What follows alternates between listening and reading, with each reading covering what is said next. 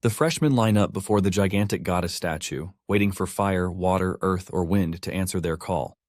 The instructor tells the legend of how Gaia blessed weak humans with the four elements, and the hall fills with hope. One by one, students awaken their magic. Neil even stuns everyone by pulling in two elements, and the nobles start cheering. Then all eyes turn to our MC Lewis, and nothing comes. Louis feels his mind being squeezed, like an unseen chain is trying to snap his will. He screams, breaks free, and four colors rush to him. Yet every time he reaches out, the lights slip away. The instructor only smirks, confident the confinement circle and a magic forbidden orb under Louis's tile will crush him in silence. But Kara senses the trap. Louis shatters the tile, exposes the orb, and a four-color vortex erupts. Even the principal steps in, because what's waking inside Louis is not normal. And when the power finally bursts, ice and wind explode, turning the temple into a frozen nightmare. Well, how did this happen? One morning, a large crowd of applicants gathers at the entrance of the Kandria Arcanist Academy. But Louis isn't surprised by this because he expected such from one of the Empire's top Arcanist training schools.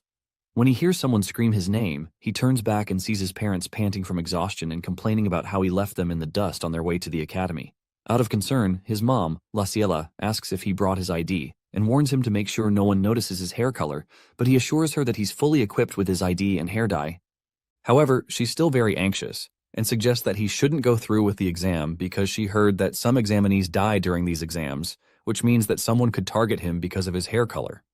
His dad, Julian, calmly places his hand on her shoulder and tells her that the only way to solve Louis's problem is with magic. He also explains that the academy is the only academy in the Northern Empire where commoners can take the exam. The Kandria Arcanist Academy is the premier institution that was established by the Kandria royal family, and one of the 10 great academies that has the Empire's strongest Grand Masters as teachers. Some of the graduates from this academy over the past 10 years became guardians, even those who didn't have noble backgrounds. In light of this, Julian suggests that it's the perfect environment for Louis to learn magic, and Louis confirms that he's right before telling his mom with fire in his eyes that he has to become a Grand Master so that he can obtain ownership of the orphanage from the church. Hearing this, La Ciela is stunned, but she suddenly starts crying while calling herself a terrible mother for making him worry about the facility and not being able to cure his rampage. Julian calms her down by reminding her that she's already doing a lot by taking care of so many children, and Louis adds to that by thanking her for being the sole reason he's alive. In his previous life, he dreamed of becoming the world's strongest warrior, but that was impossible because he had severe asthma, which made him unable to live without a respirator. His parents started hating him for costing them a lot of money, but he still didn't lose his passion for martial arts, and soon that passion bore fruit as he was able to become a scholar researching martial arts theory. His research greatly contributed to the evolution of the fighting industry and the revival of martial arts, but things went south when a certain scholar stole his thesis and accused him of being a thief. Even though he's a sickly cripple who clearly can't pull off a heist, his parents still gave up on him and pulled out his respirator. In his final moments, Louis wished to have a healthy body and a family that loves him in the next life. He then wished to have his own life before finally passing on. In the year 90 of the Saint calendar, he reincarnated in the town of Mantia, and the first thing he saw was La Ciela with a concerned look as she noticed the unique colors of his hair and eyes. As he wondered where he was, La Ciela thought that the child could bring disaster to the facility, but she picked him up and said she can't leave him because he's innocent. She then named him Louis, and he felt content that his wishes of having a healthy body and a family that loves him both came true. Back in the present, a random examinee calls La Ciela a commoner while shoving her harshly to the ground, leaving Julian and Louis shocked and concerned. They immediately rush to check on her, but the bully starts mouthing off about how Louis is building castles in the sky by dreaming of becoming a Grand Master despite being a commoner. This ticks off Louis, so when the bullies insult them even more, he stands up with vengeance in his eyes and prepares to fight them. However, Julian holds back his clenched fist and tells him to focus on the exam at the moment. La Ciela then reminds him that he promised not to cause any trouble at school, and this leaves him speechless. After finally calming down, he apologizes to his mom for losing his temper, but this disappoints the noble brutes, so they leave to get their numbers for the exam. As they walk away, some knights tell everyone around to make way because Lord Kane is coming through. Then enters Kane, the heir of the Aranka family, and the people are absolutely dazed by his charming and sparkling appearance. As Louis stares at the bully and Kane, he swears to himself that he'll show these nobles who's boss. When La Ciela starts feeling uneasy again, he holds her hand and assures her that he'll definitely pass the exam. He goes even further by declaring that he'll become a Grand Master, and this declaration makes Kane stare at him. As the bullies continue to make a jest of him, Louis runs forward and swears to himself that in this life, he'll become the strongest and protect what's dear to him. While watching him, La Ciela asks Julien if Louis will be fine because only 20 to 30 people pass the exam each year, and that year there were 20,000 applicants. Julien assures her that he'll be fine because Louis is more stubborn than anyone, and once he decides to do something, he charges ahead without caring about what others think. He then reminds her that it's their job to support him as a family, and she replies that he's right.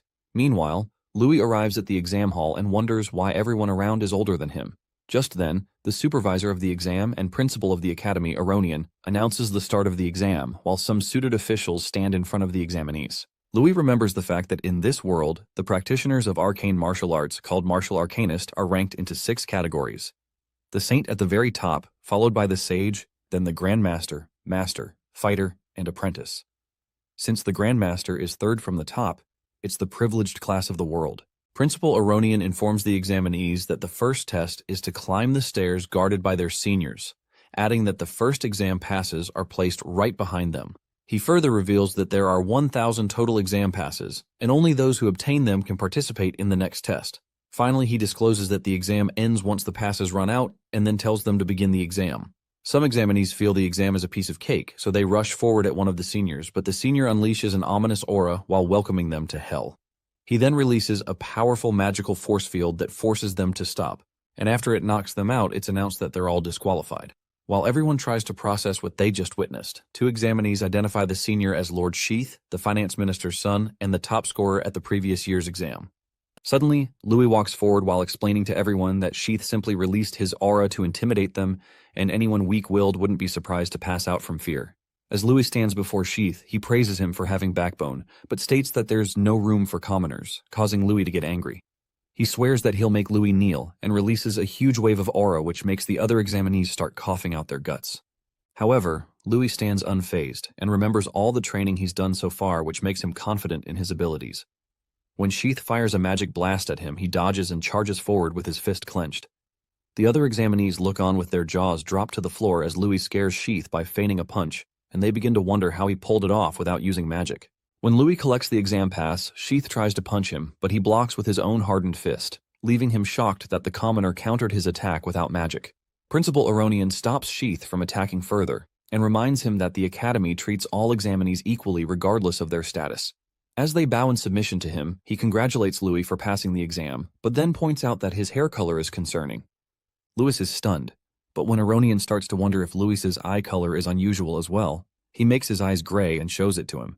However, his tricks don't fool the principal, as he places his hand on Louis's shoulder and promises to prepare a special potion that'll hide his unique traits if he's admitted. Louis feels that Aronian may be plotting something, but he knows his first priority is passing the exam, so he tells him he's going to prepare for the second test. As he walks away, Sheath stares at him angrily, and he wonders why the principal intervened in an exam for the first time in order to protect a mere commoner. While boiling in anger, he swears that he'll never forget the name Louis. Much later, the examinees who passed the first test arrive at the academy's second training ground, where they're told to wait before the second exam can begin. As Louis watches the other examinees chat, he notices that most of the 1,000 examinees left are nobles who received elite education, and there are almost no commoners left. Just then, Sheath bumps into him while passing by with his comrades, and he warns Louis that no one's going to be there to help him the next time they face each other. At first, Louis is unbothered, but when one of Sheath's pals claims that he'd have been disqualified without the principal's help, he smirks while calling them complete idiots. As Sheath angrily stares back at him, he tells them straight up that the Grandmaster has better judgment than them. Sheath gets so triggered that he threatens to knock him out, but Louis' rage baits him even further with a nonchalant smile. Now boiling in anger, Sheath tries to punch him, but Louis counters using a 2-finger martial arts technique. When Sheath notices his body can no longer move, Louis reveals that the move is called Meridian Severance, and sends him flying using another special combat technique called Spiral Point Strike, leaving his 2 minions in a state of shock. Sheath's loud impact with the ground draws the attention of all the other examinees in the room, and he tries to catch his breath. When his pals check on him, he tells them that he can't feel his arm or move it properly, and swears to report Louis for using poison on him. However, Louis denies the poison accusations by revealing that he used martial arts, and claims that although his mom asked him to hold back, he'd been pushed to his limits. While preparing to land another hit on Sheath, he states that the only people who can hit others are those prepared to be hit themselves. But Kane stops him, and reminds him that he could be disqualified since they're currently in the middle of an exam. As Louis walks away, Sheath's goons start yelling at Kane for interfering, so he reminds them who he is, causing them to shiver in fear. Sheath decides to walk away, but he remarks that commoners and nobles are both trash. As the failed bullies leave, Louis watches them from the wall he's resting on and concludes that all nobles are the same as they all use their status to do whatever they want. Kane approaches him and commends him for being strong and courageous before offering to form a team with him. However, some fangirls interrupt their conversation by offering to team up with Kane, and soon, more examinees swarm him, all asking to be his teammate. One of the examinees watching asks his friend how Lord Kane is getting so much attention when he's still so young. So his buddy informs him that he's the young master of the Sage Aranka family, meaning that anyone who teams up with him is guaranteed to pass. Louis starts to get intrigued, but suddenly the principal appears in a dazzling manner and congratulates the students on passing the will test. He then reveals that the next test is the power test and flicks his finger, causing a glowing mark to appear on the bodies of all participants.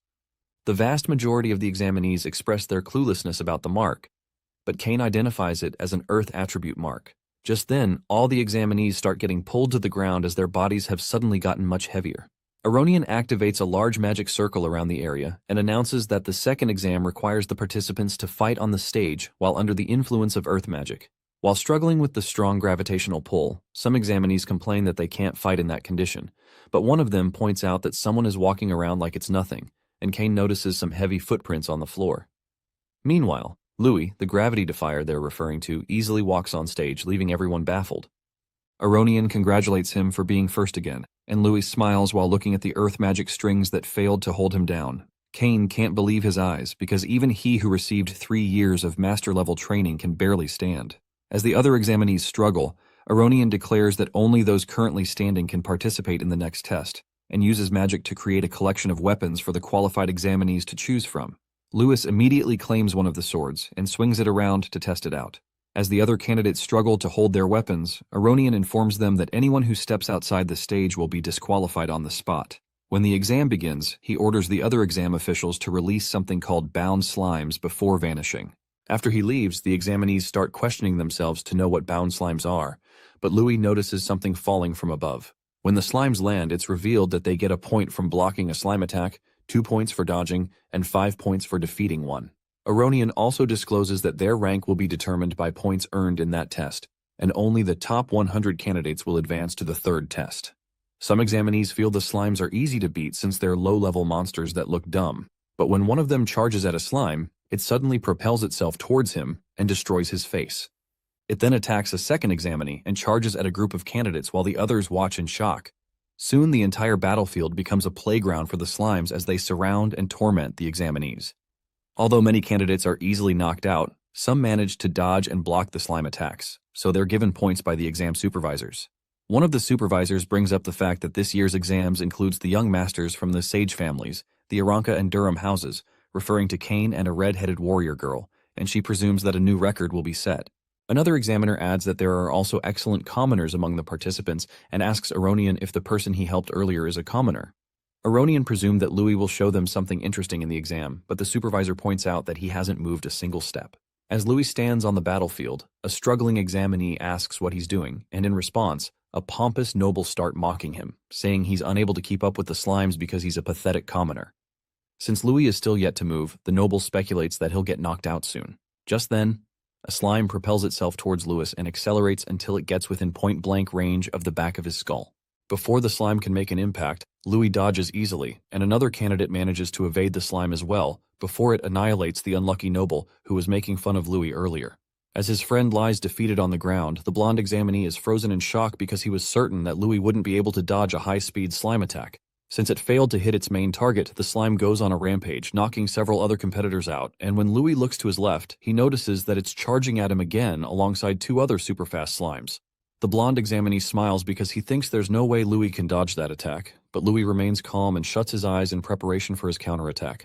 Some time ago, Louis was in the icy mountains training with a group of adventurers, and he asked them to throw a bunch of rocks at him. However, the adventurers were confused and warned him that it would be dangerous for him if the rocks hit him. Louis said it's fine, and informed them that there was something he wanted to test. After taking a stance, they told him to make sure he dodged, but when they hurled the rocks at him, he made zero effort to dodge but rather stared intensely at the approaching rocks. In his previous life, he trained to rapidly transmit information from the parietal line to the cerebellum of the brain. He felt that if he learned how to react instantly, he'd be able to handle any attack. As the rocks drew closer to him, his body started glowing with aura, and he started doing super-fast calculations in his head. Using swift moves, he dodged the rocks, and the adventurers were so amazed by this display that they started singing praises to him. They ran towards him, asking him to tell them all about this new technique. So he revealed his new name for it, which is void combat calculation. When one of the adventurers asked him what it meant, he explained that it was a technique that predicted the outcome of a battle. In the present, as the slimes draw closer to Louis at high speeds, he stares directly at them, several complex formulas swarming his head as he calculates their impending attack. 4 slimes attack him from all angles, but he remains calm because his calculations allowed him to find out that bound slimes can only charge in straight lines despite the high speed and power they possess. He then calculates the speed and angle of their rebounds in order to predict their attack trajectory and performs some stylish moves which allows him to successfully dodge all 4 of them. Now that he has 8 points from dodging the slimes, he switches to offense mode and fires a martial arts move called Sword Slash that destroys all 4 slimes at once. Kane stares in shock, and the supervisors are even more stunned as they realize that his perception is on par with that of a high-grade fighter. Kane smiles when he realizes that Louis is a practitioner of special combat techniques, and he decides that he'll team up with him no matter what. Just then, Louis notices another slime charging towards him to avenge his fallen brothers, so he declares that he has 5 more points in that bag while making his stance. However, Kane uses a swordsmanship move named Sword Pierce to stab the slime, and this ticks off Louis as he accuses him of stealing his kill. Kane playfully admits to doing so, and flaunts the slime stuck on his sword like a kebab while telling him that what he stole wasn't from him. He then slashes his sword in the air, causing the slime to split into 2. And when the remains land in the area where the other examinees are gathered, he tells Louis that he stole it from them. With a handsome smile, he introduces himself to Louis and asks him to join him in stealing points from the others. Louis stares at him apathetically, so he explains that he only wants to rank highly and proposes a competition between them to see who can get more points. When he asks Louis to show him his full power, Louis smiles and applauds him for being confident in his skills before finally agreeing to his request. After grabbing his sword, he stands behind Kane and promises him that he'll show him his full power before stipulating that the loser of their contest has to do whatever the winner says. While making his stance, Kane smiles and accepts the condition before telling him that he's the first person to make demands of him. As slimes begin to surround them, Sheath's minions watch from afar, and they realize that with all the chaos on that battlefield, they can carry out their lord's orders. After a slime zooms past them, they both draw their bows and fire arrows at Kane and Louis. When the slime gets close to them, Louis notices it and slices it in 2, but suddenly, 3 arrows appear millimeters away from him. The impact causes loud sounds that alerts Kane, and the bullies are pleased because they think they've hit their target. However, Louis smirks, and when the smoke clears, they see that the combat genius caught all 3 arrows with one hand. While staring at him, they're overcome with the feelings of shock and fear as they wonder how he was able to react to their surprise attack like it's nothing. As Louis shoves the arrows into the ground, Kane checks on him and calls Sheath's pals scumbags for playing dirty tricks, but Louis says it's nothing. Hearing this, the evil nobles get annoyed and draw their bow while declaring that Kane is the next target. One of them activates a special arrow magic attack called Double Arrow, and fires this enchanted dark arrow at Kane alongside the arrows of his partners. Kane deflects the normal arrows easily using his fencing skills, but the dark arrow keeps driving towards him, leaving him in a dire situation. Blood splashes into the air as the arrow makes contact. Surprisingly, Kane doesn't see the purple arrow hidden amongst the ones he deflected. Luckily for him, Louis catches the arrow in due time, but he injures himself in the process. Kane, whose life he just saved, sees the blood gushing from his hand and tries to help him. However, the bleeding doesn't bother him as he snaps the arrow, fully ready for the enemy's next strike.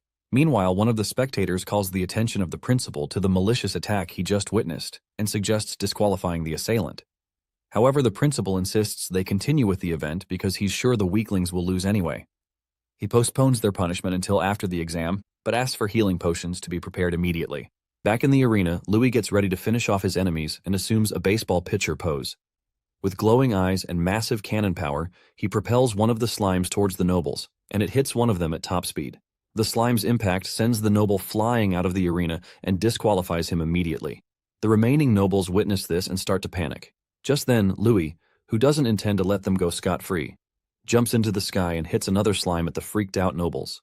The slime hits one of them in the face, taking out his teeth in the process. The last one standing gets immersed in fear that he doesn't notice Louis behind him. However, Louis spooks him, and he staggers backwards.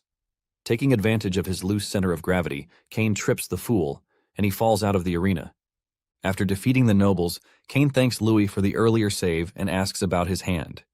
Thankfully, he is fine, and they both shake on it, solidifying their newfound friendship. Louis teases Kane for being a skillful noble, but Kane defends his background and brags about being from the Aranka family. Apparently, the Aranka family is one of the great families that have produced grandmasters and sages. Their influence is so powerful that they rival the royal family and the Arcanist Association. Realizing that Kane's family is no joke, Louis retracts his earlier comment, and they both prepare to face the rest of the slimes. However, the sight of Louis getting more points continues to piss some of the lower-class nobles off, and they decide to leave the slimes and attack him instead. They rush toward him, all while knowing Kane is by his side. Their plan to kill two birds with one stone backfires as higher-class nobles decide to protect Kane. They clash with the lower-class nobles in a free-for-all battle, while Kane and Louis have each other's backs. Amidst the battle stands a red-haired girl, who from her looks seems to be from a reputable family. She calls her friend, Miliana, who is a commoner, and tells her it's the right time to make the people who looked down on her suffer. The red-haired girl leaps forward to join in, and Miliana follows. The battle gets intense as Louis flips around, dodging slimes and attacks from various ends. Miliana also gets in on the action and trips one of the nobles, while the red-haired girl sends another one flying into the walls. Just then, a new player emerges in the mix, and he turns out to be a red-haired guy wielding a massive hammer. The guy, feeling like the god of thunder, swings his hammer mercilessly and clears all the obstacles in his way. According to him, punching people is way better than beating up slimes. He lets out a massive scream as he blows away his opponents with ease. Meanwhile, the spectators have started to get uneasy, and they suggest stopping the exams. This is due to the fact that the majority of the disqualified members are nobles, and if any more nobles get disqualified, it might cause issues for the academy. However, the principal doesn't mind this, as he believes that the academy has its own rules. Just then, he zooms into the arena in a bright, radiant light and puts a stop to the pandemonium. He announces that the second exam is over and the scores will be announced later. During the short break, the injured participants are treated with a healing potion, and the earth magic effect is eradicated. Louis also uses the healing potion, but he's surprised at how effective it is. Sadly, it is a very expensive item that isn't affordable for commoners like him. After a while, the principal displays the second exam rankings, and everyone is surprised at the result. It turns out that Louis's name isn't on the list, and this news excites some of the low-ranked nobles. However, the list displayed includes participants who ranked from 6th place below. According to the principal, the top 5 rankers all exceeded the record scores, and he soon proceeded to mention their names. In 5th place is Miliana Royce, a skillful commoner. Kane takes home 4th place, while the red-haired girl, Faye Durahan, ranks 3rd. With Kane's name called, Louis starts to get nervous because the principal hasn't mentioned him. He then starts to wonder if he has been disqualified for attacking the low-ranked nobles earlier. However, that isn't the case as his name gets called as the second ranker with 887 points. The whole room echoes in surprise that an ordinary commoner has outshone all the noble participants. Kane, on the other hand, congratulates Louis on a job well done, and based on their earlier pact, he has to do something for Louis. He asks what it is that Louis wants, but Louis says he'll ask for it later. Just then, the winner of the second exam is revealed to be Neil Gunn, who scored a whopping 888 points. Neil Gunn is the red-haired kid who went on a rampage earlier with his massive hammer. He is also a commoner who has managed to rank higher than all the noble candidates, including Faye, who isn't ready to succumb to defeat. She promises to have a match with Neil someday to test his strength. After the announcement, the lower-ranked nobles are scolded by their seniors for allowing commoners to defeat them in the exam. Even one of the spectators is surprised that the first and second rankers are commoners, which is unprecedented in the history of the academy. However, the principal, who seems happy with it, tells him that true strength has nothing to do with social status, and this is the reason most orphanages in the country are run by the Arcanist Association. The principal proceeds to direct the participants to the next venue for the final exam. As they walk toward the place, Kane praises Louis for being so close to the first ranker and wonders who the stronger person is between Louis and Neil. Soon, they arrive at the final exam venue, and the principal informs them that the exam will be a survival test known as Emblem Battle Royale. For this exam, emblems will be given to each of the participants, and they'll be teleported to different areas in the forest. Their goal is to collect as many emblems as possible, using whatever method they feel comfortable with. Participants who lose their emblems will be immediately disqualified, and only the top 10 participants with the most emblems will be admitted into the academy. Sadly, the rules of the third exam mean that Kane and Louis won't be able to work together, so they wish each other good luck. Soon, the participants are teleported to a different place, and Louis arrives at his location. He walks forward for a while, thinking about the third exam being the final hurdle to cross for admission. With great determination, he promises to win this time. However, he is soon interrupted by a noble wielding a massive axe. The guy presses Louis for humiliating the nobles in the last exam, and just then, two nobles wielding spears appear behind Louis as well. Louis also notices another one on a tree branch, wielding a crossbow. Realizing he's been cornered, he quickly deduces that the senior who teleported him leaked his location. Suddenly, the guy with the axe swings it at him, but he manages to dodge it in time and the axe smashes into a rock on the ground. The guys with the spears also launch their attack, but Louis counters them with a backflip. However, while in the air, an arrow from the one wielding a crossbow flies toward him, but he smacks it away with his sword. He successfully lands on the ground, but the nobles do not relent.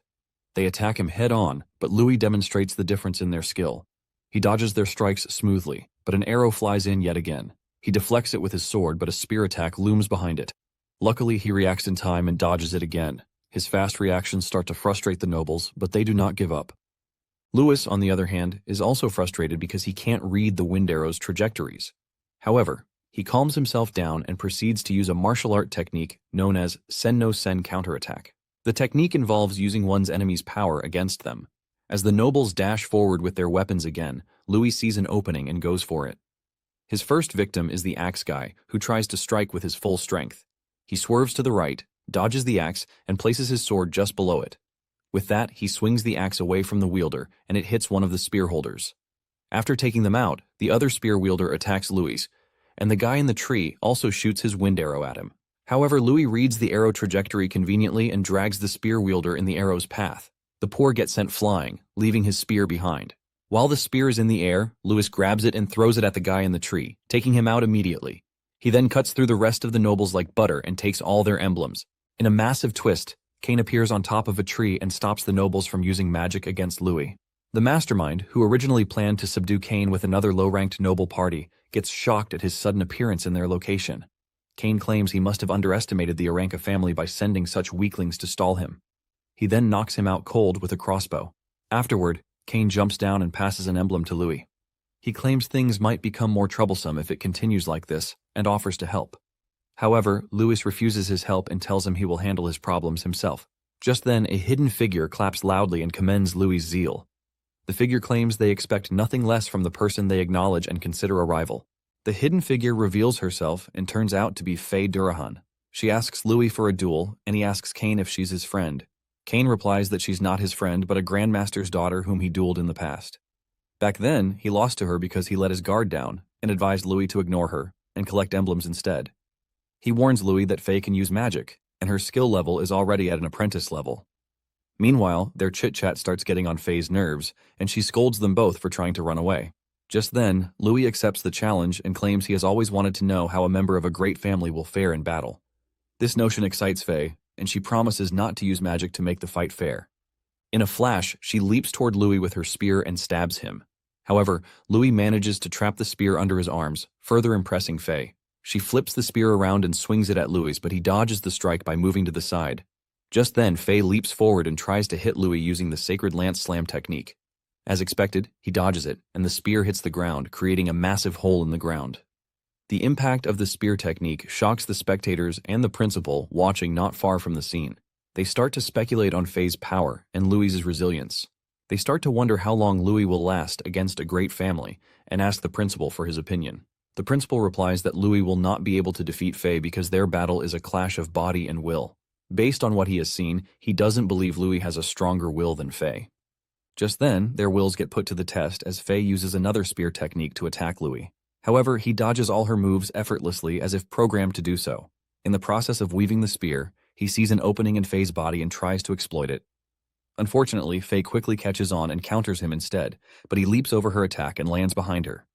Faye expresses her frustration at him dodging all her attacks and even takes a dig at Kane for lacking such a quality. However, Louis claims the key is observation, and with enough practice it becomes quite easy. Soon, Faye leaps forward yet again with another sacred lance technique known as the Crescent Fall and attacks Louis with it. But once again, he dodges each of the attacks effortlessly. This time he thinks about the various techniques used by spear users, which include thrusts, sweeps, defense, and suppression. Although these techniques are quite troublesome, there are also weaknesses associated with them. One of them includes vulnerability in close combat, and Lewis intends to exploit this. He rushes toward Faye and tries to close the distance between them so as to create room for his counterattack. Unfortunately, she reads his intention and smacks his sword. She then tells him that her family's spear technique has no weakness. Suddenly, she starts spinning around with the spear and creates a dangerous tornado. Faye's talent and skill surprise the spectators, and in their eyes, Louis stands no chance against her. However, Louis takes a stance and activates his sword net technique with hope of deflecting Faye's spear attacks. While parrying the strikes, he proceeds to exploit another weakness of spear techniques, which is high stamina consumption. He defends diligently and waits for an opening, but unknown to him, his sword has started to crack. Just then, Faye's stamina wears out, and she becomes visible within the spear tornado. Louis sees this and strikes her immediately. Unfortunately, his sword breaks just before it reaches her. Seeing that his move failed, he quickly leaps backward to avoid a counterattack. Surprisingly, Faye acknowledges Louis's skill and her luck because without it, she would have been obliterated by him. Also, she knows that Louis is holding back and confronts him about it, but he makes an excuse of always observing before going all out. However, he claims he's done observing, and he'll now get serious. But Faye is concerned about his broken weapon. Louis assures her that he's better off without one, because his fists are his true weapon. Like IP Man, Louis takes his martial arts stance while Faye readies her weapon, ready to strike. She zooms forward with a spinning charge technique, and Kane, who has been quiet for a while, screams at Louis to warn him about it. Surprisingly, Louis slows down the spinning spear with his left palm before trapping it with his right. In the end, Louis traps the spinning spear in between his palms, dropping the jaws of both Faye and Kane. Also, the jaws of the speculators are dropped, but the principal manages to keep his cool. He stares at the scene intently, trying to figure out what Louis had just done. Meanwhile, Faye doesn't give up yet and snatches back her spear. She tries another technique in her playbook and creates the illusion of herself attacking Louis from all sides. However, instead of panicking, Louis takes a deep breath and assumes his martial arts stance. With his palm, he parries all the attacks one by one until he diverts every one of them away from himself. This skill hasn't been seen before by either Faye or the principal. He then proceeds to land a proper hit on Faye and sends her flying. Luckily for her, she strikes her spear into the ground, which gradually puts a stop to the momentum. After stopping, she asks Louis about the technique he just used, and he replies in a calm tone that it's a form of parry in martial arts. He then jumps toward her for another round, and Faye quickly reacts with her spear. Strangely, her attacks are easily evaded by Louis, who seems to be right in front of her and not in front of her at the same time. This even makes Kane wonder if it's an optical illusion, while Faye vents out her frustration at not being able to hit him. It turns out that Louis has been using the butterfly step, which is an elegant step created by a legendary boxer in his past life. It involves rapid movement of one's feet back and forth, which creates a hard-to-catch rhythm, perfect countering Faye's spear technique. Soon he catches Faye in a tight spot and blows her away. The spectator and the principal witness this and immediately start wondering if Louis is perhaps a genius in hand-to-hand combat. Even though Faye is on the ground holding her stomach, she refuses to give up. She abandons her spear and leaps toward Louis with full force, holding up her fists. Louis, however, doesn't let his guard down and immediately assumes the Wing Chun stance. As Faye approaches him with a crushing fist technique, he immediately blocks it, but the impact seems very similar to a technique he knows called inch power. Louis smiles and commends her resilience, but Faye isn't flattered. She claims the Durahan family isn't all about the spear, before crashing into Louis with another crushing fist technique. Louis takes his stance, ready for the impact, and they both start exchanging fists like kung fu experts. Strangely, Louis' excitement starts to get out of hand, because fighting a strong opponent to his heart's content is all he has ever envisioned. As the fight grows intense, he starts demanding for more, and soon his eyes turn bloodshot red, and so does his heart. He leaps toward Faye with an extreme killing intent aura oozing from his body. Faye looks up at his towering figure and gets terrified of the sight. What she sees is a demon with huge fangs, opening its mouth wide open, ready to swallow her up. Suddenly, she isn't able to move her body fast enough to evade Louis' strike. However, she still manages to block his punch, but the impact sends her flying into a tree. The principal also notices the strange aura emitting from Louis and wonders what it is. The remaining nobles who witness Faye crashing into a tree get infuriated by the fact that a commoner defeated a noble from a great family. They try to retaliate, but they're suddenly hit by a strange feeling, and it forces one of them to throw up. The guy wonders why he suddenly felt sick, but after seeing Louis and his demonic aura, it all started to add up. A jealous noble senior, Sheath, watches the duel from afar with his injured friend Brian, and they're forced to admit that Louis is far stronger than expected. This realization fills Sheath with anger, as his plan to knock out the commoner has completely failed. Brian then concludes that Louis must be eliminated at all costs. Remembering the old legend, he believes that letting someone like Louis live could become an issue later and hopes to end Louis' life as soon as possible. Meanwhile, Louis' rampage continues as he lunges straight at Faye. Laughing hysterically, the maniac pummels her and sends her flying, making her spit up blood again. Following that, he flash steps to her midair and sends her crashing into the ground with a series of heavy fist attacks. Faye barely holds up her defensive stance and tanks the incessant attacks while thinking about the explosive increase in Louis's strength. Understanding the gap between them, she concludes that she has no chance of winning. Just then, she's faced with Louis' terrifying fist aura, and her life flashes before her eyes. Refusing to accept the impending doom, Faye quickly activates her martial arcane technique, Blaze Fist, in a desperate attempt to counter Louis's strike. However, Louis' attack overwhelms her and sends her flying once again, crashing through trees as she tumbles through the air. Suddenly, Louis returns to his senses and realizes that he lost himself again. He stares at his burnt hand and reflects on the nature of magic, but Kane hurriedly comes to check if he's all right. From nowhere, Sheath steps forward and loudly announces Louis's disqualification, claiming his emblem was destroyed during the fight. He orders Louis to leave immediately, but Kane tries to argue, insisting that it was clearly an accident. Sheath then reveals that the principal witnessed everything and demands that Louis exit the exam grounds at once. Before Louis can respond, Faye speaks up and tells the noble scumbag to stop, but the fact that she is still conscious shocks Louis. Sheath accuses her of trying to help the commoner cheat, but Faye shuts him down without hesitation. She then apologizes to Louis for accidentally using magic during the fight, and it stuns Kane, who never imagined she could ever apologize to anyone. However, Louis also apologizes for going berserk earlier, but she brushes it off, claiming that it's fine. Since he forced her to use magic, Faye admits defeat and hopes they get to have another match after their enrollment. Just then, Sheath scoffs at her words, pointing out that Louis only has 4 emblems. Unfazed, Faye pulls out her stash of emblems and hands them over to Louis as a reward for defeating her. This adds 10 more to his collection, and Faye validates the record from the furious noble senior. She teams up with Kane to weed out the weaklings in the exam grounds and make sure no one has enough emblems to disqualify Louis. Kane, who's also on the same page with her, accepts her suggestion, and they swiftly head off to begin their conquest. As they leave, Kane teases her because he always thought she was all brawn and no brains, but she's more concerned with getting more emblems. Shortly after, an examiner approaches Louis and informs him of his disqualification, escorting him out. Sheath hopes he never sees the commoner again, but Brian remarks that Louis might still pass if Faye's plan succeeds. Suddenly, Sheath remembers that it's not strange for an examinee to die by accident during the exam. Brian watches him make eerie plans to end Louis's life and wonders what Louis's true identity is because of the unsettling sensation he felt earlier. Later that day, Louis submits the emblems to the examiner and reflects on how martial arts alone can't match magic. He hopes to learn at the academy so he can fuse magic and martial arts. That night, Louis thinks about how to explain his roughed-up clothes to his mother on his way home, and he walks past a shady person. As he contemplates, the assassin attempts to stealthily take him out from behind. Reacting instantly, Louis counters with a powerful backheel kick that sends the assassin flying backwards. The assassin questions how Louis noticed him, and he calmly replies that the scent of blood on him is impossible to hide. Suddenly, more assassins appear, and their leader wonders why Louis is awfully laid back for someone who's about to lose his life. The 3 assassins surround Louis, and he decides to go all out after noticing their strength. But the stronger presence hidden in the bushes draws his attention. Annoyed, the assassin leader scolds Louis for getting distracted during their battle and charges at him with a dagger coated with magic, declaring that he will soon be 6 feet under in no time if he keeps it up. Faced with the assassin leader charging straight at him at full throttle, Louis dodges the rapid stab attacks coming his way. Thereafter, he grabs the assassin's hand and counters by slamming him into the ground. However, the opponent swiftly recovers, pulls back, and retreats to join his companions. He then acknowledges the accurate intel he got on Louis' top-tier abilities, but Louis wonders what he's blabbing about. After praising Louis' hand-to-hand combat skill, he wonders aloud how well Louis would fare against magic. Without waiting for an answer, he signals to his company to commence the magic assault. At that moment, 3 assassins fire wind arrows from their crossbows at Louis.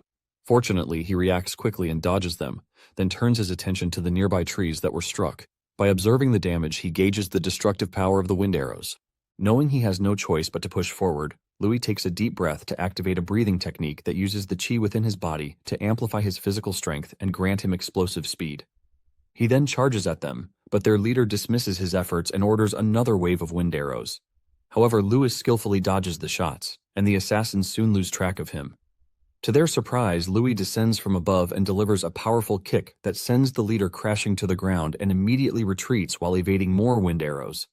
Enraged, the leader orders his men to stop Louis, and out of nowhere another assassin suddenly appears behind Louis and launches a surprise chop kick. Louis luckily perceives the stealth attack in time and blocks it, though the impact sends a sharp jolt through his arms. He quickly regroups and glares at the new enemy, whom he considers a more serious threat. Before Louis can react further, he realizes he has been surrounded and struggles to evade the wind arrows flying in from all directions. Unable to escape the relentless attacks, Louis gets hit and loses consciousness. The assassins breathe a sigh of relief and comment on how impressive it was for a commoner to last that long. One of them moves in to finish him off, but Louis suddenly jolts awake and immediately takes him out. He then grabs the guy's crossbow and fires wind arrows at the other assassins. 2 assassins are taken down, but the strong one easily parries the shot. Realizing that Louis was pretending to be unconscious, he applauds his impressive feat. Louis then asks why he's not moved after losing his underlings, but the shady dude doesn't care about weaklings.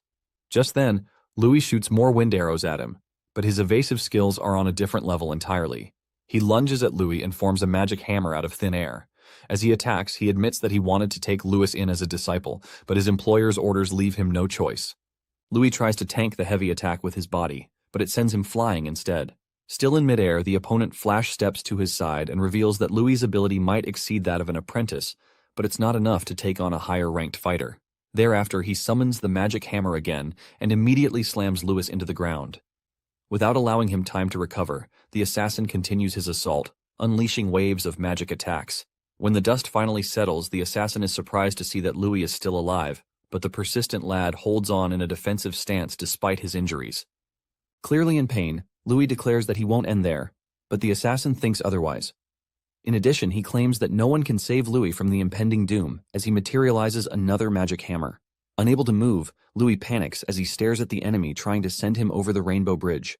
The assassin attacks with his martial arcane skill called Celestial Hammer, and in that moment, Louis's life flashes before his eyes. He remembers his aim to learn magic and protect his family at the orphanage. Without caring about the repercussions, he decides to change his fate, and the aura surrounding him immediately changes. He counters with his mysterious power, and it keeps the assassin's attack at bay. Surprisingly, the collision and power struggle trigger a massive explosion. Moments later, Louis coughs while lying on the ground, and the assassin wonders aloud why it strangely feels like he's fighting an equal. Realizing the reason Louis is being targeted, he raises his magic hammer once more, determined to end what he now sees as a monster. Out of nowhere, a commanding voice orders the assassin to stop, and a violent wind vortex quickly interrupts him before he can turn Louis into fish food. As he retreats, more wind vortices instantly trap him in place and crush him with overwhelming pressure. Unable to escape, the assassin screams in pain as the magic restrains his body completely. Confused by the sudden turn of events, Louis wonders what's going on, and out of nowhere, Principal Aronian arrives and commends him for suppressing his rampage. He hands Louis a magic potion to drink and turns his sharp gaze toward the exhausted assassin. He then interrogates the intruder, demanding his employer's name. The assassin realizes that he's a grandmaster and claims that he won't be able to protect Louis from his impending doom. He laughs hysterically and claims that it's just the beginning before blowing himself up. Seeing the disturbing incident, Principal Aronian wonders if the Assassin's Guild is involved and then hopes that he's overthinking things. Meanwhile, Louis notices the effects of the potion and is amazed by its healing power since it also completely repairs his fractured bones.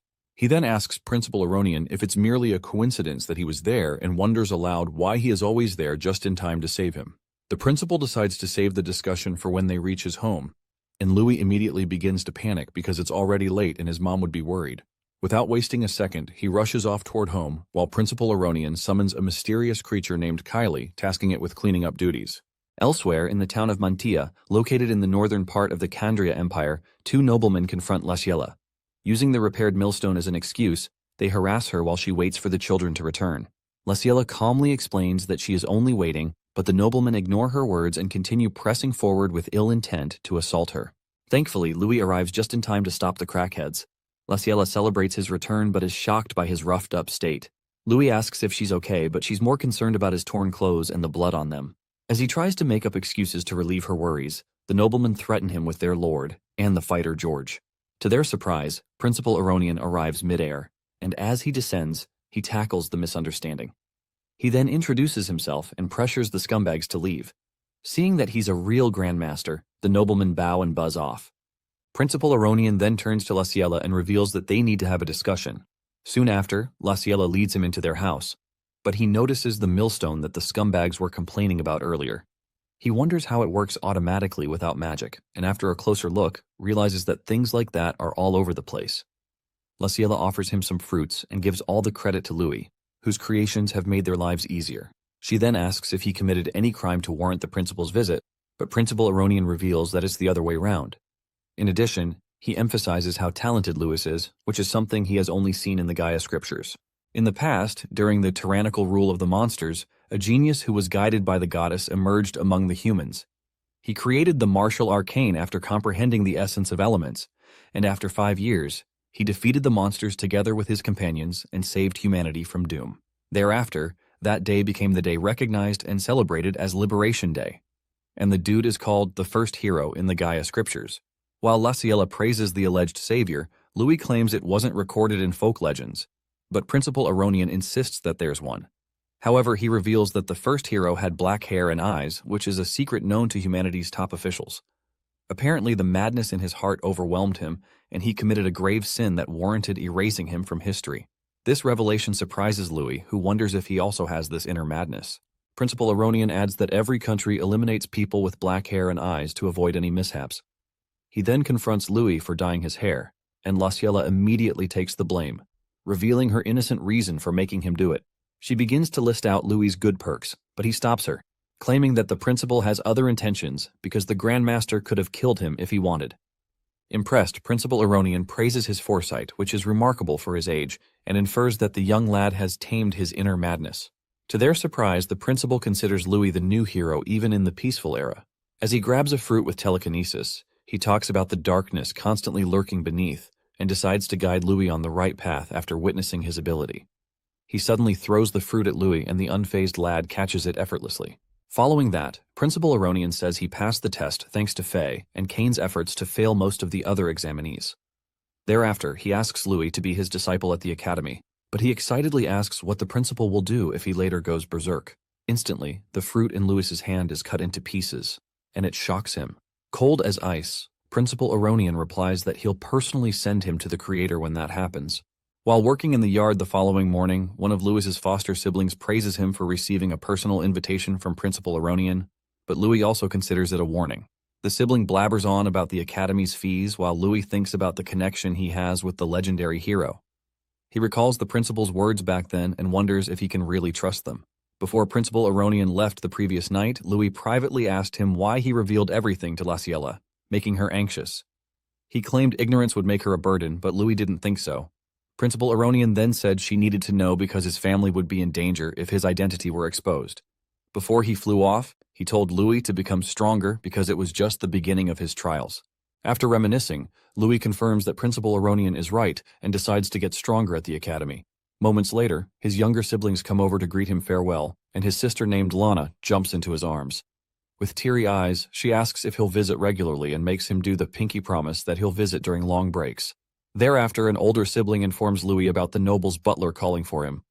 Soon after, Louis goes out to meet the butler, who immediately confirms his identity and then hands him an invitation while introducing himself as a butler of the Aranka family. Upon seeing Kane's invitation, Louis guesses his intention to strengthen their friendship and decides to play along. The butler leads him into the carriage, and they begin the trip. Later that day, they arrive at the town of Harzan, and as Louis alights from the carriage, the butler briefs him about the Aranka family. Louis's jaw drops upon seeing the great family's huge mansion, but Kane rushes out to welcome him. Kane reiterates that they're now classmates, and Louis says it's thanks to his efforts in the final exam. He also acknowledges Faye's help and decides to let their earlier bet slide. However, Kane says he'd have passed either way since he has Faye's seal of approval. He then reveals his intention to have Louis as his sparring partner while also giving him information about the academy and magic beforehand. Just then, Kane's mother arrives and confronts him for bringing a filthy commoner into their house. Kane claims that Louis is his friend, but she disregards his words and asks Louis what his intentions are for approaching her son. Disgusted with breathing the same air as the commoner, she takes out a gold ring worth dozens of gold coins and throws it at him. She then orders him to buzz off, but Kane isn't having it. As he turns to apologize to Louis, he sees him picking up the ring. Louis reveals how he acknowledged her son's ability and became friends with him. He then asks if she considers Kane's words to be worth as little as the gold ring, and it immediately infuriates her.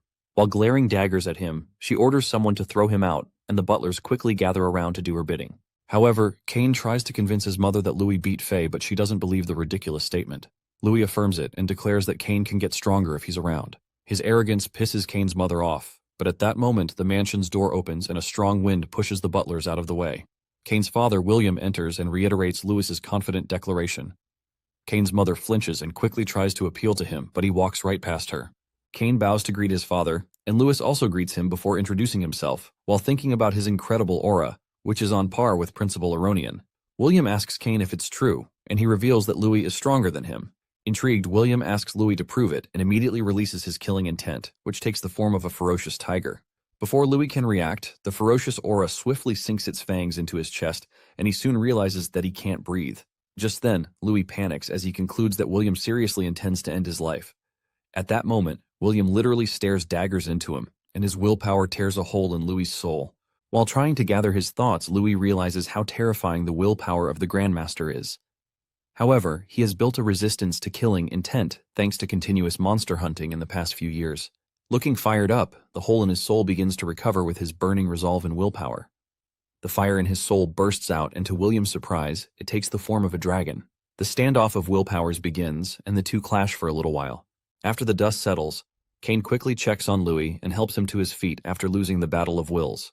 Thereafter, William asks Louis why he seeks strength, and he claims it's to protect his family.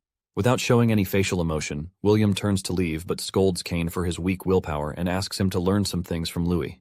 Unhappy with the development, Kane's mother tries to talk to William about his decision, but he coldly turns down her opinion. Relieved, Kane then decides to take Louis to the training ground right away. At Aranka's family's martial arts training ground, Kane apologizes on his parents' behalf, but Louis says it's fine. He then talks about how extreme William was and tries to relieve Kane's worries by acknowledging his ability. However, Kane claims that Louis is far more suited to be the Aranka family's son, but Louis sees the whole incident as William testing him for Kane's sake. He wonders aloud if it's William's way of showing love, and his words take Kane down memory lane. Looking back at his life, Kane didn't get to leave the mansion frequently when he was little, and he only had memories of eating, sleeping, and training. Apparently, William wishes to raise him into a great sage like his grandfather.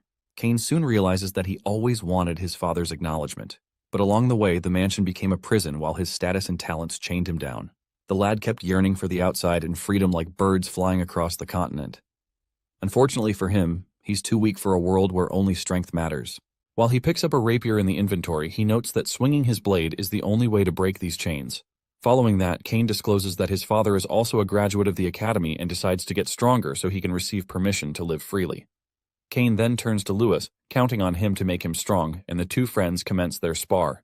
Meanwhile, William watches the duo from a distance and asks his butler about the results of his investigations. The butler tells him that Louis isn't ordinary, narrating his exploits during the exam.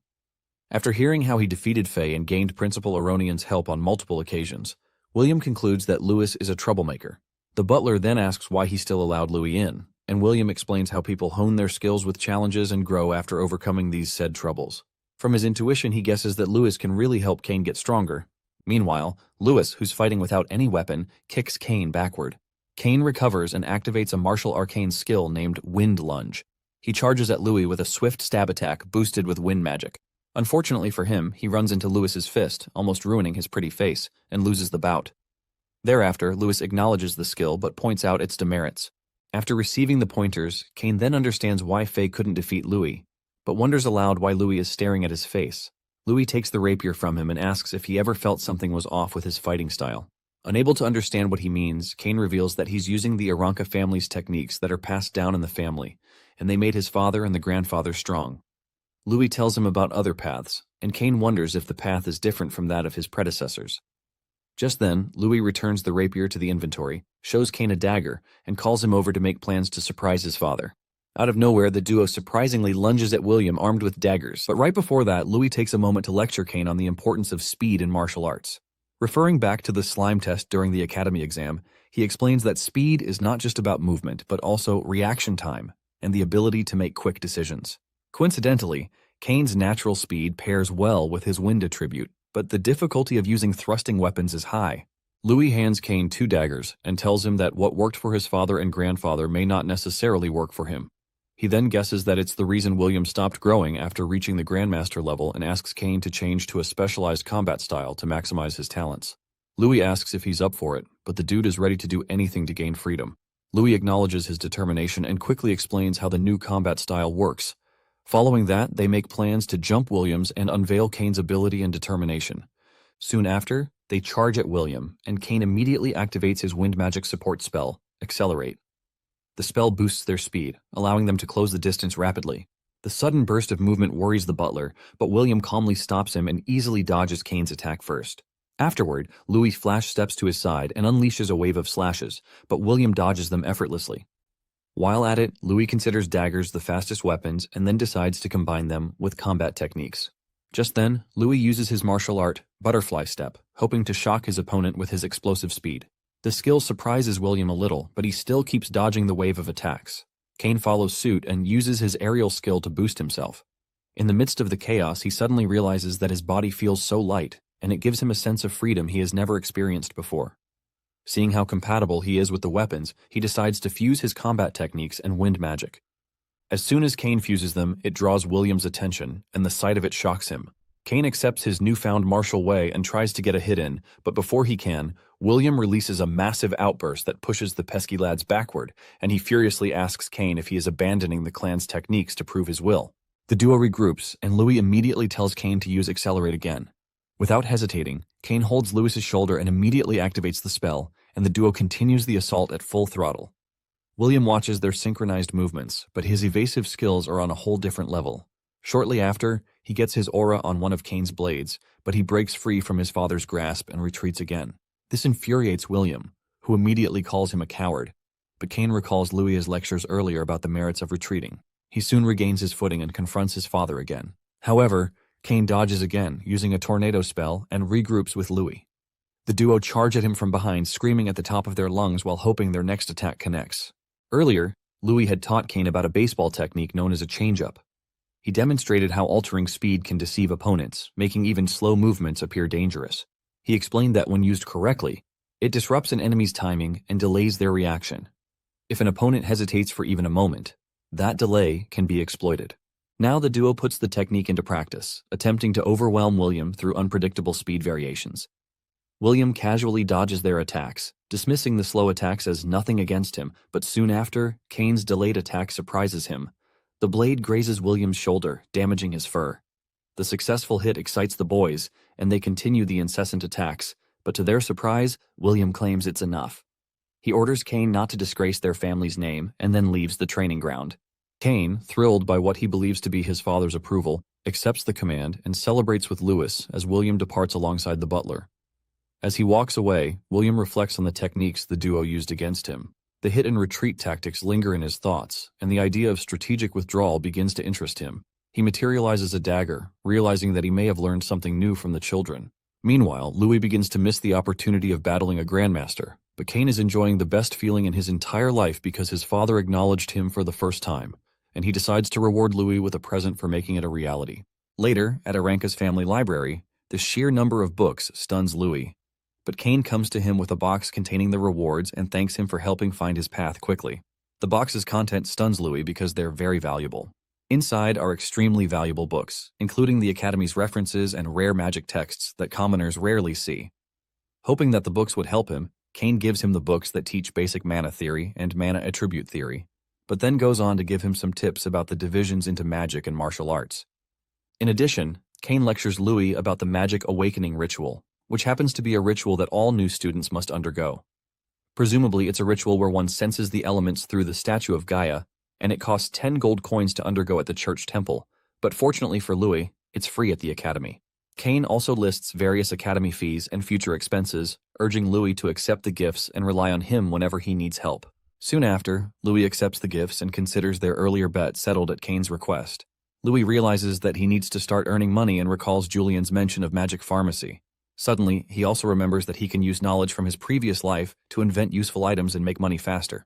With that thought in mind, Louis asks Kane about his family's connection to the Merchant Guild, and Kane curiously wants to know his reason for asking. But Louis keeps it a secret from him, claiming that he'll find out soon enough. 1 week later, the freshmen are welcomed into the Candria Arcanist Academy.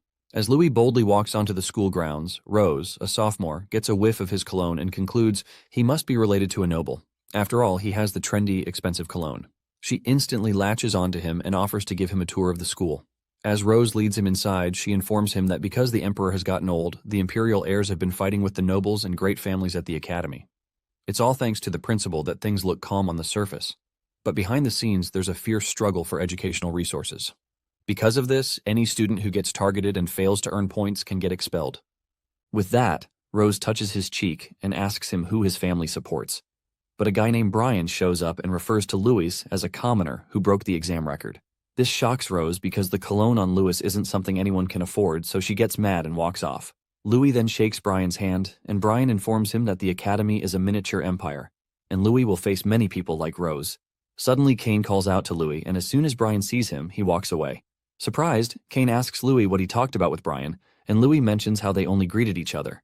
There, he learns that Brian is the Chancellor's son. From behind them, two familiar faces show up, and Day, being one of them, calls Brian weak-willed and says she doesn't like him.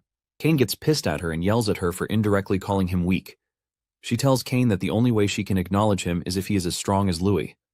Upon seeing her, Louis thanks her for her help in the exam, but she brushes him off and tells him that he passed on his own strength. She raises her fist at him, swearing that she'll win the next time they fight, and this makes Kane upset, so he yells at her for ignoring him and talking to only Louis.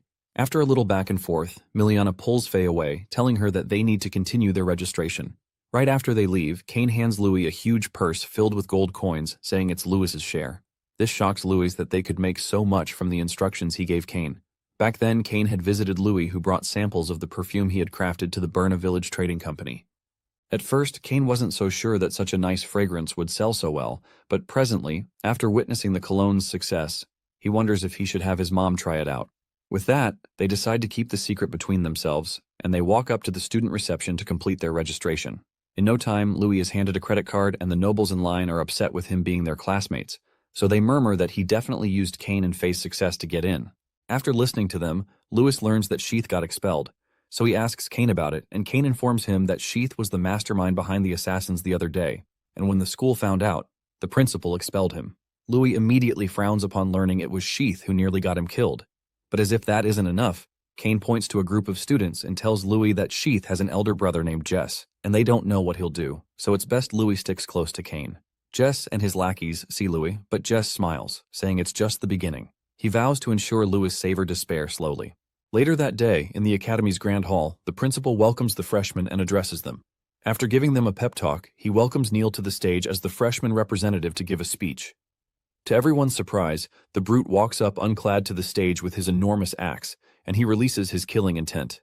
The teachers immediately try to lunge at him, but Aronian stops them. Neil then yells at the students, calling them morons, and he informs them that his goal is to whoop every last one of them. They immediately get mad at him and yell back for thinking he's some hotshot, but Neil doubles down with his insult. Just by watching Neil's drama, his new homeroom teacher who knows what's in store for him starts complaining, but Aronian pacifies him. Suddenly, Neil throws his axe into the crowd, yelling that one of the students is his main target. The thing crashes right in front of Louis, and in that instant, Neil closes the gap and perches on the axe's handle. He calls out Louis's name while looking at him like he's dinner. Then he declares they are going to fight. Kane immediately interrupts by reminding Neil that the entrance ceremony is still going. He tries to block Neil's path, yelling at the brute to get away from Louis, but then Neil continues speaking to Louis, asking if he isn't like the loudmouth beside him who is all bark and no bite. Pissed, Kane gets mad at Neil and then swings a fist at him, but Louis stops him and tells him to calm down. Neil, on the other hand, is excited and he tells them he didn't mind fighting them both. To calm the situation, Brian shows up and advises Neil to get along with Louis. After all, they both are talented commoners, and if Neil continues acting this way, he won't last long at the academy. In one glance, Neil tells Brian to get lost and calls him a small fry he isn't interested in. Brian is instantly offended, and the other nobles conclude that commoners shouldn't be allowed in the academy because they have no manners. Kane snickers at Brian for embarrassing himself by showing up. He then cracks his knuckles and prepares to fight Neil, who seems eager for their battle. Unfortunately for them, a teacher shows up and stops Neil. He tells them that student-on-student fights are prohibited, except during tests and tournaments, and for that to happen, a teacher must be present. If they ever violate the rule, such a student will be expelled. Realizing that randomly picking up fights can get him expelled, Neil laughs and admits it'll be a hassle, so he picks up his axe and declares their fight is on hold. Before leaving, he tells Louis to wait for him. Right after, the teacher dismisses everyone and he informs them that their lectures begin the following day. Confused, Lewis wonders why Neil wants to pick a fight with him, so Kane blames Faye for it, calling her a musclehead. She immediately attacks him for almost getting himself and Lewis expelled. Then she apologizes to Louis, confessing that it's her fault because she fought Neil in the final exams. Back then, they ended up in a tie due to time running out, but because Neil heard that Faye had lost to Lewis, ever since he's been dying to fight him. Thankfully, Lewis didn't react earlier when Neil had taunted him. If not, Faye would have felt bad if he got expelled. Within seconds, Kane pulls Lewis away and notes that they are hated by the other students. Later that day at the academy shop, Louis nearly freaks out after noticing how expensive the items sold there are. The attendant tries to sell him pillows ranging from a lot of silver coins to gold coins, and it has the poor boy calculating how valuable coins are spent meagerly in the academy. To his surprise, Kane tells him that the products aren't expensive, and that's where Louis will be buying his daily necessities. The sudden realization makes Louis learn how important coins and credits are. The miser buys the cheapest starter kit, then he thanks his stars for making money from selling cologne. He also plans to send the rest of the funds to the orphanage. After observing the sets of goods being sold at the shop, Louis notes that he has to figure out other means to earn money. As the girls head to their dormitory, Faye bids them farewell and tells Louis that she'll show up for his magic awakening ceremony the following day. He sees them carrying coolers and is drawn to the objects, so he vows to work harder to earn more money to afford them. Later at the dormitory, Louis goes to his room and hopes he isn't stuck with a schemer for a roommate. As he's about to enter the room, he sees a person's pillow and futon thrown outside the room, so he looks inside and sees about being bullied by nobles. They angrily yell at the student, but the boy remains silent, so one of them grabs him by the collar, but Louis touches a vital point in the bully's hand. The bully gets shocked from the effect, and as Louis reminds them that duels are forbidden, the noble with the injured hand defends himself, saying they didn't do anything. He then tries to attack Louis for causing him pain, but Louis strikes the boy's palm, and the nerves control the bully's hand, which crashes on his lackey's face. Louis then asks them when he hit anyone, and they are confused, so he strikes the bully's vital point on the foot, and the boy ends up kicking another lackey. While the bully tries figuring out what's happening, Louis strikes him one last time, and the boy's body falls on his friends. The brat puts two and two together, and he realizes that it's all Louis is doing, but Louis denies it. The boy insists, saying it's Louis who is controlling his body, and he calls Louis a monster. Louis glares at him, and the boy shivers in his boots. Luckily, the short, quiet student stops Louis from pushing the matter further. Louis then suggests reporting to the principal if the bullies have any problems, and they immediately bolt away, yelling that he'll pay for humiliating them. After they leave, Louis introduces himself to Kara, and he learns Kara's name from the futon the boy picks up. Louis tries talking to Kara, but the boy ignores him and goes inside. Louis isn't offended, as he realizes that Kara is beyond shy, so he arranges the room and hopes nothing crazy happens at the ritual happening the following day. Meanwhile, not too far from the goddess's statue, some groups of people set up a trap. The following day at the goddess's temple, the freshmen who show up to awaken their magic stare at the gigantic statue of Gaia, the goddess of their world. The instructor then narrates how Gaia had one time created the world for humans and monsters to coexist, but monsters began to wield their overwhelming power, conquering the sky, land, and sea. Because of this, the brutal power struggle between them bathed the world in their blood, and humans were not exempt from the chaos. This pissed Gaia, so she bestowed her blessings upon the humans who lacked magical power, and they comprehended the four elements of the world. From that, they established the martial arcane, and after several battles, they defeated their foes and became the new rulers of the world. The instructor then informs the students that they too will receive the blessings of the goddess and awaken magic. After listening to his story, Louis looks stern, and he notes that the instructor didn't mention the first hero. Kara notices him, but they are suddenly called by the instructor, and he tells them to follow him. The man takes them to specific tiles and instructs them to sit on them, because if they have talent for magic, they'll sense the elements. But if they don't, then the academy does not need them. The man says all that while glaring at Louis, and moments later, he instructs the others to sit. Louis noticed the instructor's glare, and it made him wonder if the man hates him. Once everyone is seated, the instructor tells them how the four elements are the foundation of their world, and to grasp them, they should sharpen their minds. With that, he begins the chant, and the next thing, the elemental symbols light up the statue, and it amazes the students who see a giant avatar of the goddess floating in space with multiple elemental bubbles scattered around her. As they concentrate, many students are bestowed one of the four elements. Some rejoice while some complain because the element they got didn't suit their proposed career path.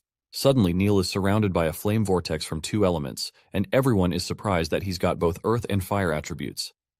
At this point, they wonder if Neil is a genius for commanding both elements to his bidding. Excited, the muscle head ignites his flames and rejoices, while ordering the elements to obey him. He then glances over at Louis and declares that if Louis can't awaken, then he isn't his rival, so he says Louis shouldn't disappoint him. The others follow his line of sight, and they expect Louis to also shock them. But they see that there aren't any elements around Louis. The poor boy, on the other hand, concentrates very hard, and he wonders why he isn't sending anything. At first, he wonders if it's because he isn't from this world.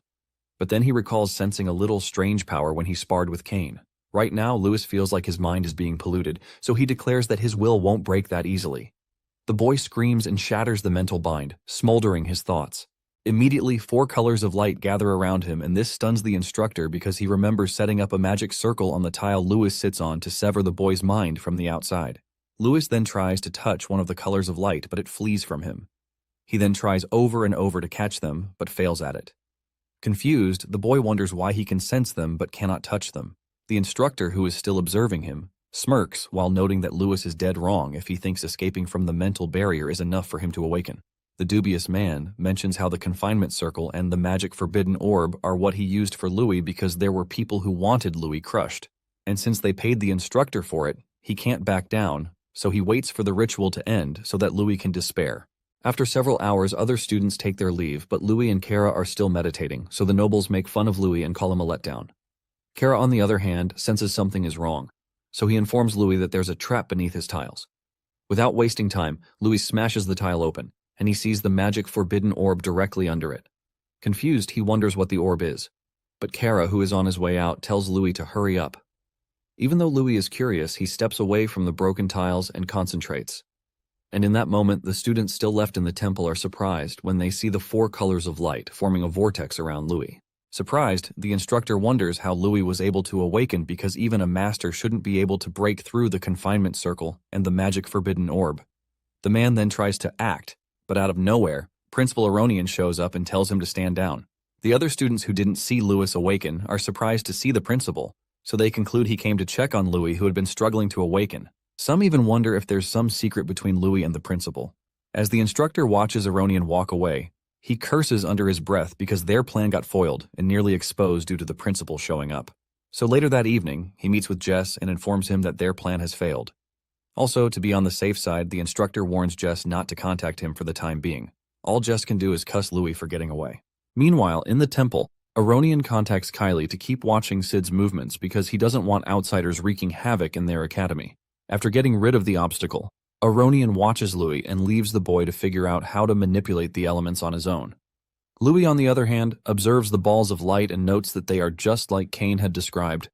Back then, when Cain was educating him on the elements, Louis learned that the reason why monsters could use elements from birth, unlike humans who needed to awaken, was that they have magic crystals in them. Each crystal contains different elemental powers, and this is why these monsters could control different elements. As for humans, they perform the awakening ritual after being approached by an element, and they can't use magic unless they manipulate the surrounding elements. Cain tossed a magic crystal at Louis while explaining that one needed to train their mind and body right after being recognized by the element. Curious, Louis asked if the magic crystals were the elements, but Cain informed him that everything in the world is made up of elements. When Louis opens his eyes, he sees the water element approaching him, so he tries touching it. This time around, the particle doesn't avoid him, and when Louis makes contact with it, he feels the immense surge of power of the sea beasts, and learns that the essence of the world manifests by the will of Gaia. The vortex surrounding Louis starts spiraling out of control. So Aronian, who is watching him closely, immediately activates the goddess barrier seal, and this makes the goddess trap Louis in a barrier that comprises the 4 elements.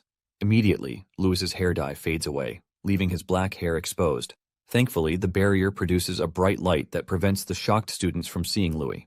All they are concerned about is why he produced such a huge magical wave and why the principal decided to seal him. While maintaining the barrier, Aronian yells at Louis to calm down and not be swayed by his surroundings. Louis hears Aronian's words and finally calms down. This time around, he observes the elements and realizes that they are awfully similar to the elementary particles in science. So he tests his theory by changing their frequency, and in that instant the ball of light erupts and the elements showcase their symbols. Just then, the vortex spirals greatly, and it has Aronian and the students around worried to the point that they admit that Louis' aura is far more terrifying than Neil's. Noticing that Louis isn't going out of control, Aronian commends him for exceeding his imagination. While closely observing the elements, Louis concludes that magical essence is the same as that of elementary particles, and thanks to that, it means humans might be able to use magic as easily as monsters.